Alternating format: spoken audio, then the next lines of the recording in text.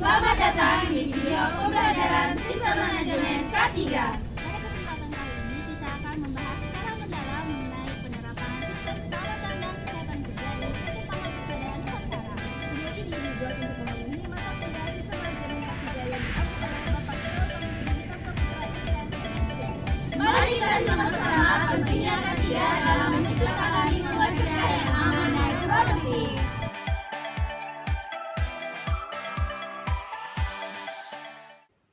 Assalamualaikum warahmatullahi wabarakatuh.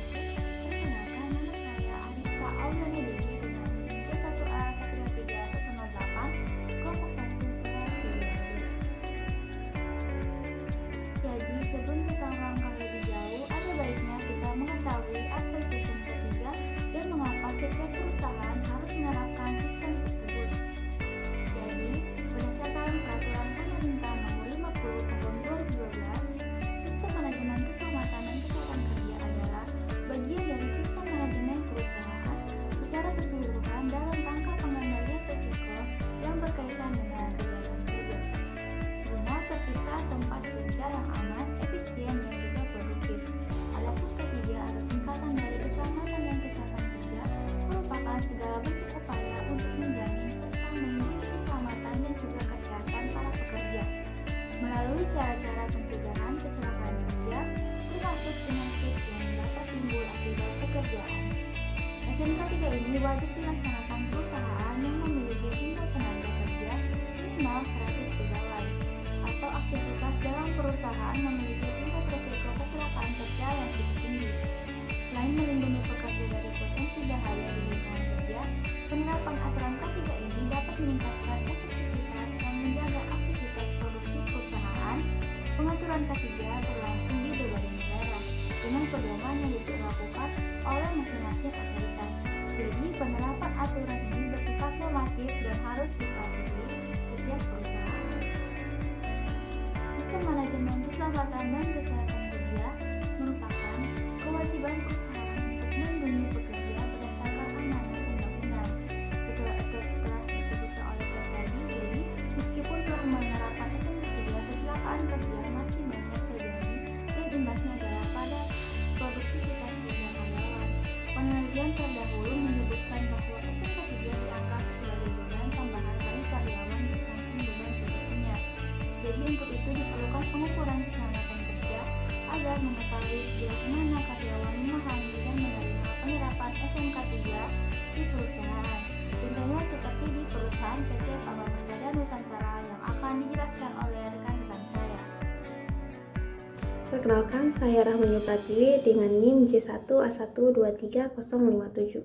Materi pertama adalah penetapan kebijakan K3, perincian K3, pelaksanaan K3, pemantauan K3, dan evaluasi K3 pada PT Pama Persada Nusantara. Untuk yang kita bahas pertama itu adalah penetapan dan perencanaan kebijakan K3 pada PT Pama Persada Nusantara.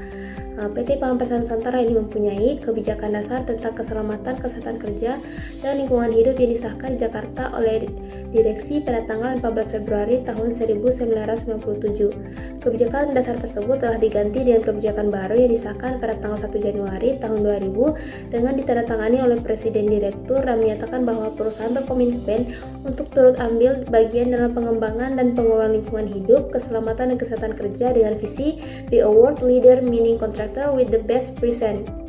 Di mana yang tujuan kebijakan tersebut adalah yang pertama mendukung visi perusahaan, yaitu menjadi kontraktor pertambangan terkemuka di dunia dengan produktivitas, kemampuan engineering, pengolahan keselamatan, kesehatan kerja, dan lingkungan hidup yang terbaik.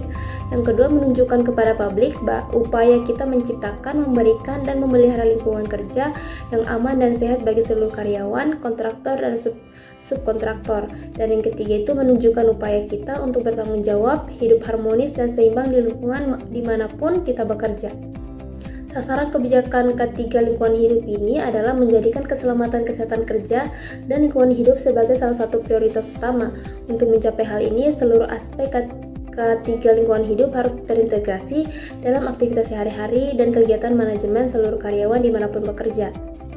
Oleh karena itu, untuk memastikan tercapaian tujuan dan sasaran ini harus dilakukan yang pertama itu memenuhi semua peraturan perundang-undangan yang telah berlaku dan menetapkan standar internal yang tepat untuk mencerminkan komitmen.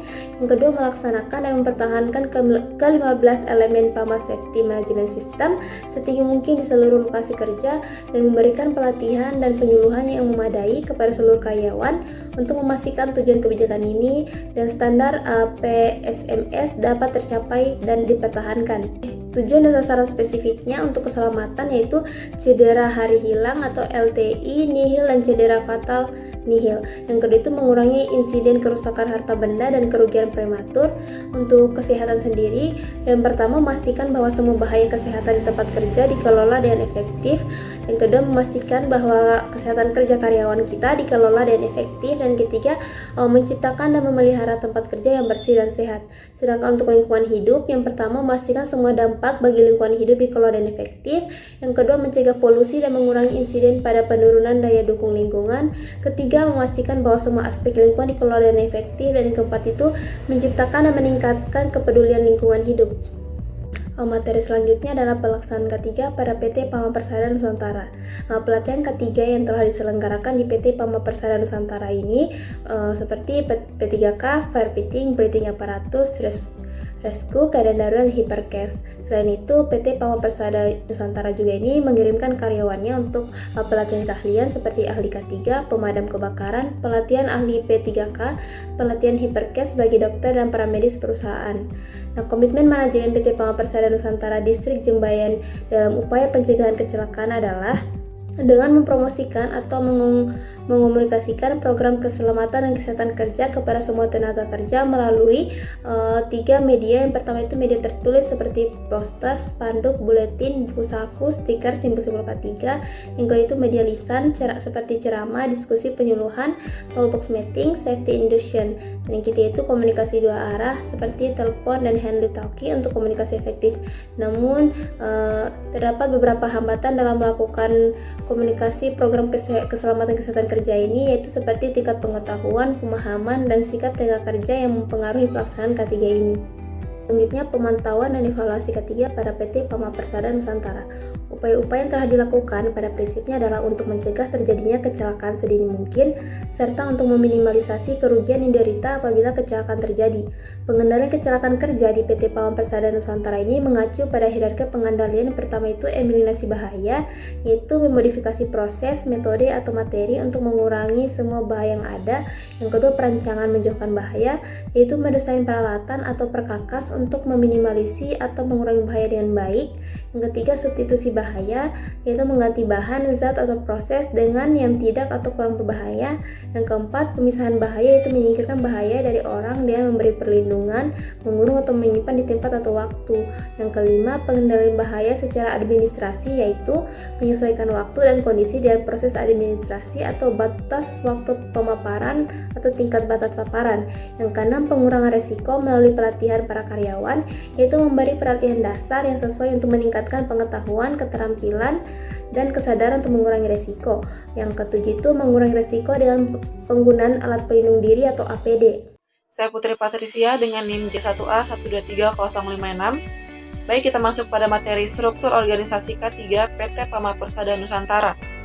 Organisasi Keselamatan dan Kesehatan Kerja di PT PAMA Persada Nusantara mempunyai 3 tingkatan, yaitu Dewan K3 Lingkungan Hidup, Komite K3 Lingkungan Hidup, dan Kotak Harian Formal yang telah memiliki struktur dan keanggotaan yang jelas. Di PT PAMA Persada Nusantara sendiri, organisasi K3 ini memiliki peranan yang penting dalam menentukan keputusan perusahaan. Baik, yang pertama itu Dewan Keselamatan, Kesehatan Kerja, dan Lingkungan Hidup atau disingkat dengan K3LH. Ini menetapkan dan mengawasi strategi keselamatan perusahaan. Dewan K3LH menetapkan visi dan garis-garis besar untuk mengarahkan fungsi K3LH, menunjukkan PSMS dan standar-standar pendukungnya, dan dijadikan forum terakhir bagi permasalahan yang berhubungan dengan keselamatan, kesehatan kerja, dan lingkungan hidup. Dewan K3 Lingkungan Hidup ini terdiri dari 6, yaitu yang pertama ketua yang diangkat dan dipilih oleh anggota Dewan K3LH. Yang kedua itu direktur-direktur perusahaan, selanjutnya manajer-manajer operasi, dan yang keempat itu manajer-manajer operasi plan, dan selanjutnya itu principal safety consultant, dan pihak-pihak yang bekerja sama dengan K3LH dari waktu ke waktu. Baik, materi selanjutnya yaitu Komite Keselamatan Kesehatan Kerja dan Lingkungan Hidup K3LH. Komite K3LH terdiri dari 4 tingkatan, yaitu Komite K3LH Job Site yang merupakan tingkat komite yang pertama yang diketuai oleh pihak project manager yang membawahi semua kepala bagian yang ada di job site. Komite ini melibatkan wakil-wakil K3LH yang dipilih dari setiap departemen. Yang kedua itu Komite K3LH Departemen adalah komite tingkat kedua. Komite ini diketuai kepala bagian yang membawahi semua action head yang ada di departemen. Komite ini juga terdapat wakil-wakil K3LH yang dipilih dari semua seksi departemen. Selanjutnya itu Komite K3LH Seksi sebagai komite tingkat ketiga yang dikepalai oleh section head yang membawahi semua pengawas lapangan yang ada di seksi tersebut. Komite ini juga terdapat wakil-wakil K3LH yang dipilih dari semua kelompok kerja. Yang terakhir yaitu kontak harian formal, merupakan tingkatan terakhir yang dikepalai kepala pengawas lapangan dan membawahi semua karyawan yang dipimpinnya. Sekian dari saya. Baik, di sini saya akan menjelaskan mengenai identifikasi dan penilaian risiko pada PT Pama Persada Nusantara, di mana identifikasi bahaya yang pertama yaitu terdapat pada jenis pekerjaan yang terdapat di PT Pama Persada Nusantara, yaitu sumber bahaya yang pertama yaitu alat berat seperti ekskavator, dump truck, dan bulldozer, di mana identifikasi bahaya yang ditimbulkan yaitu tertabrak, terjepit, tertimpa alat berat, dan bahaya fisik lainnya. Terus efek bahaya yang ditimbulkan yaitu cedera ringan hingga fatal, patah tulang, bahkan kematian. Terus sumber bahaya yang kedua itu debu dan gas tambang. Identifikasi bahaya yang ditimbulkan yaitu paparan debu, silika, gas beracun, dan bahan kimia lainnya. Efek bahaya yang ditimbulkan yaitu penyakit paru-paru, silikosis, dan asfiksia. Terus yang ketiga yaitu sumber bahaya yang ketiga yaitu kurangnya kesadaran K3, di mana identifikasi bahaya yang ditimbulkan itu tidak menggunakan APD seperti sarung tangan safety, helm safety, sepatu safety, dan bekerja tidak sesuai prosedur dan dapat menyebabkan bahaya pada diri pekerja. Terus efek bahaya yang ditimbulkan yaitu cedera tangan, cedera kaki, dan cedera kepala.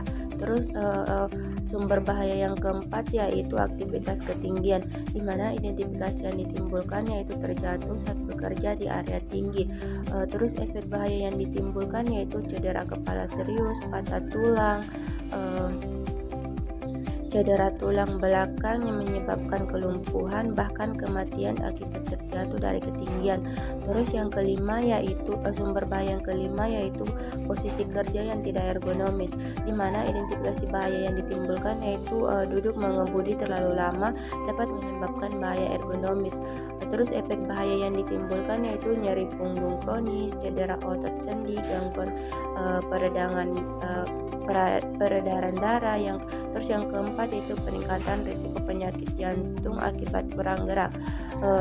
Terus yang selanjutnya itu kalian bisa membacanya sendiri. Selanjutnya yaitu penilaian risiko, di mana penilaian risiko ini terbagi menjadi 4. Yang pertama itu ada C atau rendah, menandakan warna hijau, di mana tidak memerlukan pengendalian tambahan, pengaturan, bahkan tidak harus dilakukan untuk memastikan pengendalian tetap terjaga. Terus yang kedua itu B, sedang, yang menandakan warna kuning, di mana mempertahankan pengendalian yang ada. Pertimbangan diberikan untuk meninjau kembali pengendalian yang ada apabila pengendalian dapat ditingkatkan dengan biaya yang rendah dalam hal waktu, uang, dan usaha. Terus yang ketiga itu ada A, tinggi, yang menandakan warna orange, di mana langkah-langkah pengurangan risiko harus dilakukan dalam jangka waktu 12 jam atau kurang. Terus yang keempat yaitu AA, kritikal, yang menandakan warna merah, di mana stop operasi. Upaya substansi harus dilakukan untuk mengurangi risiko yang tidak diperlukan. Terus langkah-langkah pengurangan dan pengendalian risiko harus segera dilakukan dan perlu dipertimbangkan. Selanjutnya itu ada identifikasi penilaian risiko yang terdapat pada PT Pama Persada Nusantara, di mana penilaian risiko ini terbagi menjadi 4 bagian. Yang pertama berdasarkan jenis pekerjaan, yang sumber bahayanya itu terdapat pada alat berat seperti ekskavator, dump truck, dan bulldozer. Terus identifikasi bahaya yang ditimbulkan itu tertabrak, terjepit, bahkan tertimpa alat berat. Terus efek bahaya yang ditimbulkan yaitu cedera ringan hingga fatal, patah tulang, bahkan kematian. Di sini terdapat penilaian tingkat risiko, di mana huruf L yang menandakan angka 4 dan huruf S yang menandakan angka 5. Pada tabel sebelumnya telah dijelaskan, pada tabel sebelumnya terdapat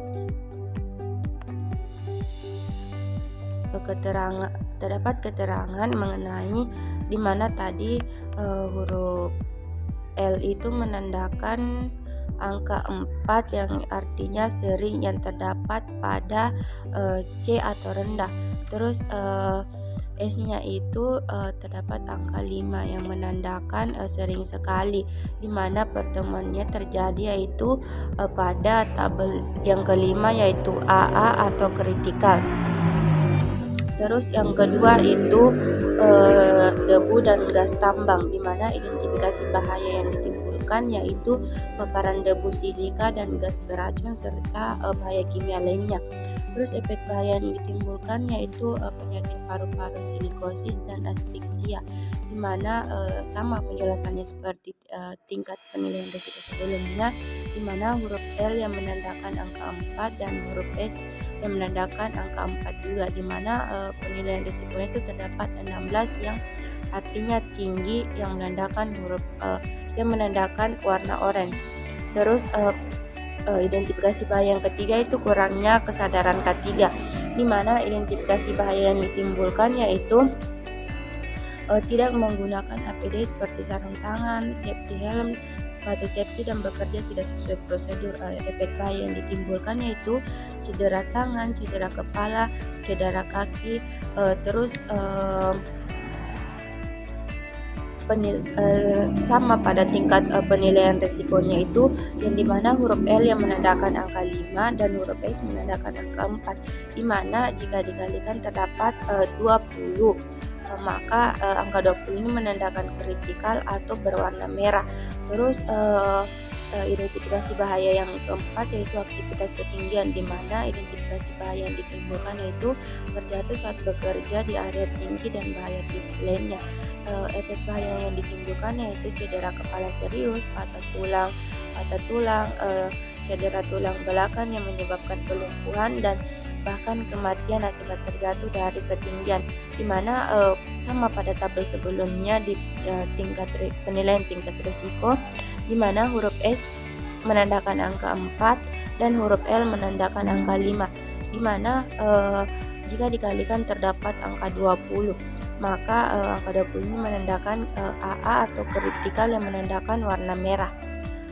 Di mana penilaian risiko ini terbagi menjadi 6. Yang pertama itu berdasarkan sumber bahaya atau posisi yang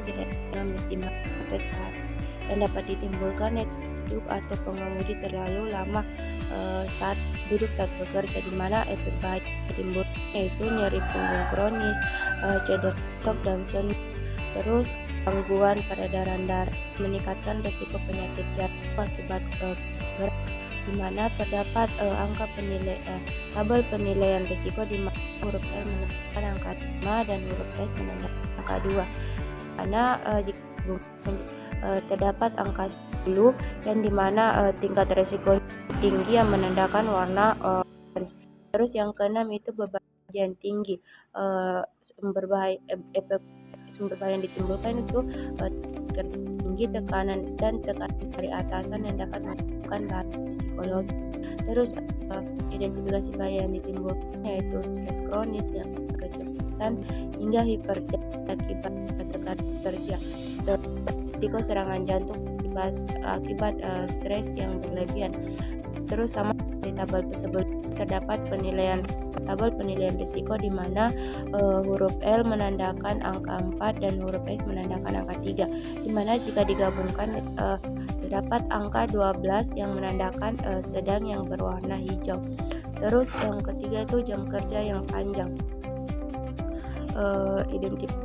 Bahaya yang ditimbulkan yaitu lembur berlebihan, kurang istirahat, dan bahaya psikologi, di mana efek bahaya yang ditimbulkan yaitu insomnia, penurunan daya konsentrasi yang meningkatkan risiko kecelakaan, kelelahan fisik dan mental, bahkan risiko stroke akibat kurang istirahat.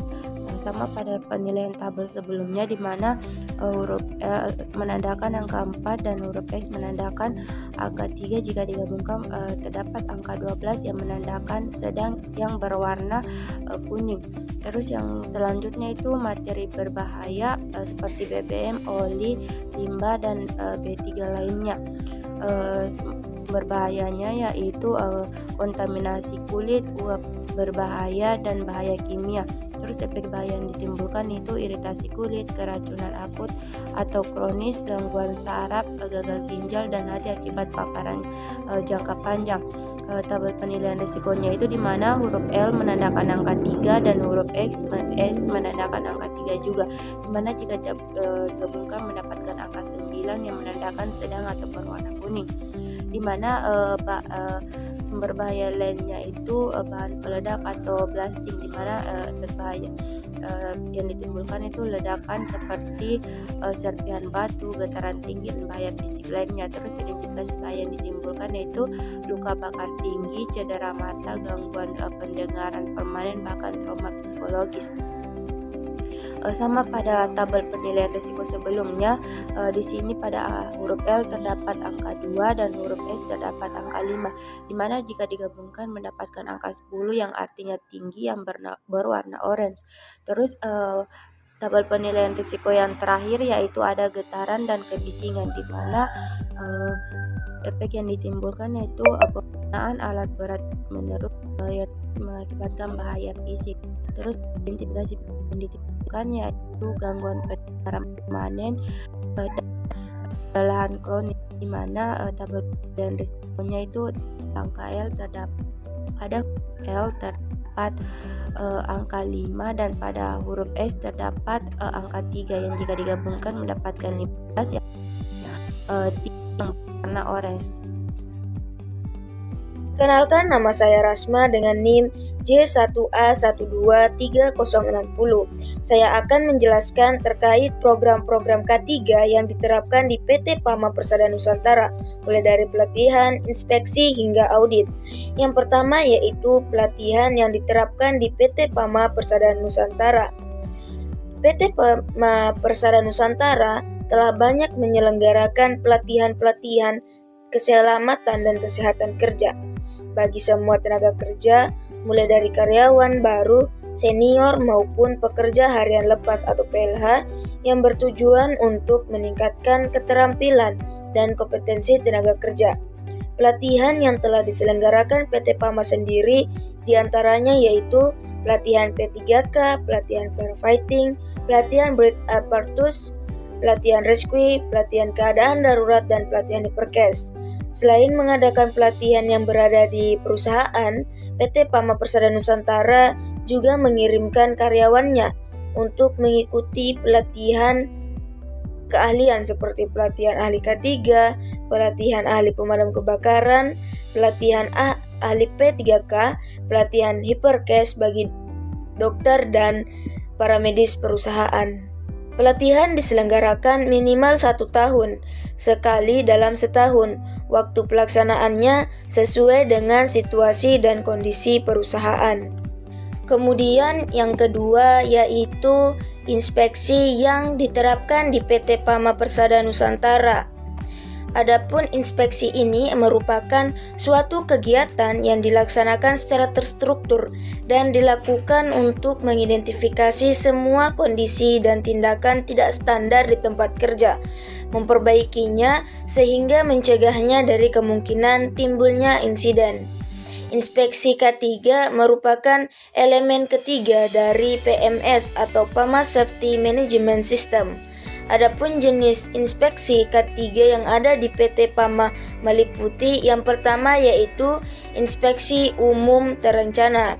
Inspeksi ini merupakan suatu kegiatan untuk memastikan kondisi fisik, housekeeping, penumpukan dan penyimpanan yang baik serta pemenuhan pada standar perusahaan secara kontinu. Kemudian yang kedua yaitu inspeksi barang kritikal. Inspeksi ini bertujuan untuk memastikan bahwa semua bagian atau barang kritikal diinspeksi secara reguler agar kegagalan yang tidak direncanakan dapat diminimalisir. Kemudian yang ketiga yaitu pengecekan sebelum operasi. Inspeksi ini bertujuan untuk memastikan bahwa semua kendaraan dan peralatan secara rutin diperiksa agar kegagalan atau kerusakan yang tidak direncanakan dapat diminimalisir. Inspeksi ini sering disebut P2H. Inspeksi ini dilengkapi dengan daftar seluruh kendaraan dan peralatan di mana inspeksi P2H dibutuhkan dan harus diupdate sesuai kebutuhan. Kemudian yang ketiga atau yang terakhir, audit yang diterapkan di PT PAMA Persada Nusantara. Audit yang dilakukan di PT PAMA Persada Nusantara dijadikan sebagai tolak ukur sampai sejauh mana sih implementasi dari elemen-elemen PSMS ini atau PAMA Safety Management System. Audit ini dilakukan di setiap site PT PAMA Persada Nusantara yang tersebar di Indonesia.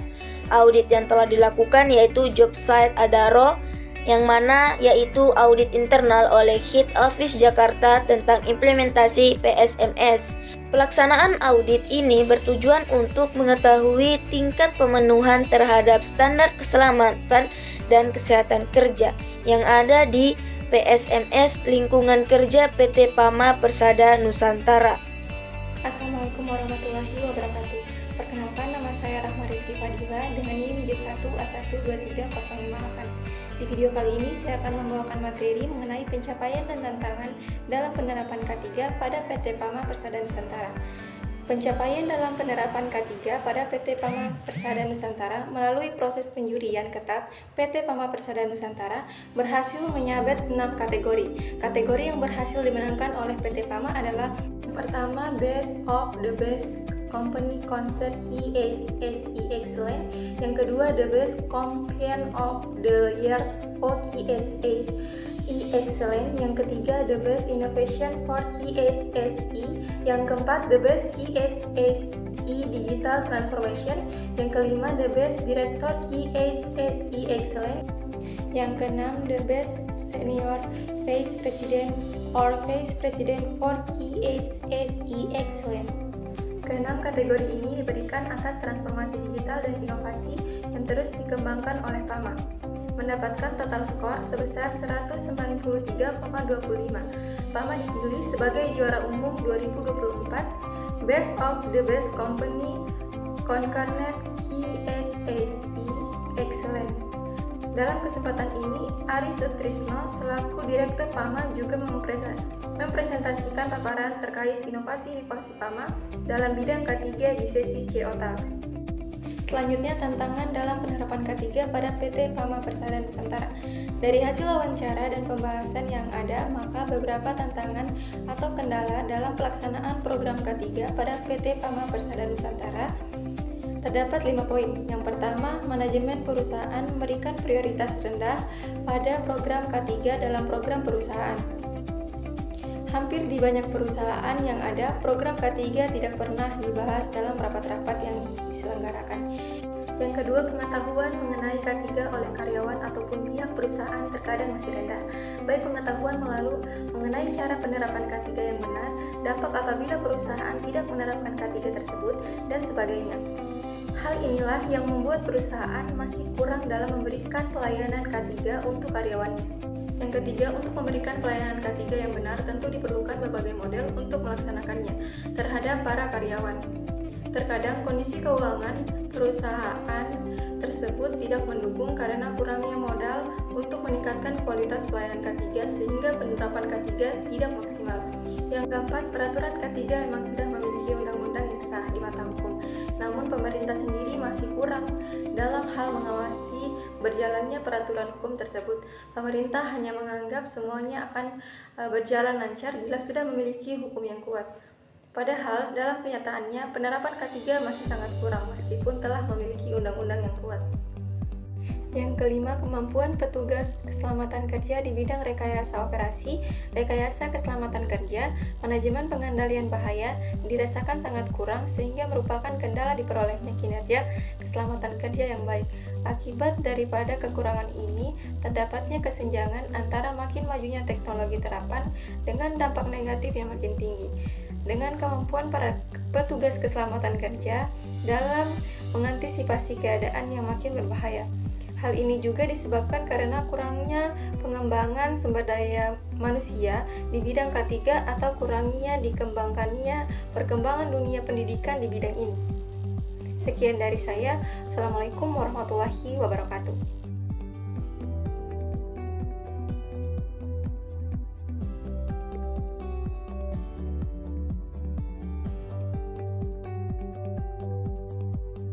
Itulah dia pemaparan materi dari rekan-rekan saya mengenai penerapan SMK 3 di PT Pama Persada Nusantara.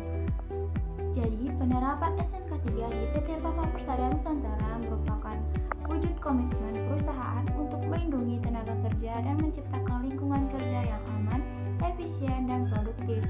PT Pama Persada Nusantara telah menetapkan kebijakan K3, melaksanakan perencanaan K3, melakukan pemantauan dan evaluasi K3, serta memiliki struktur organisasi K3 yang jelas. Identifikasi bahaya dan penilaian risiko yang dilakukan melalui job safety analysis untuk mencegah kecelakaan kerja.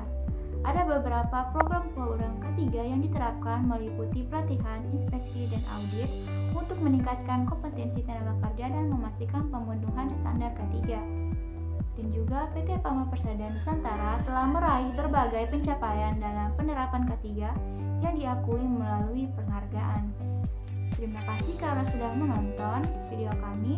Semoga ilmu dan informasi yang telah diberikan dapat bermanfaat bagi semuanya.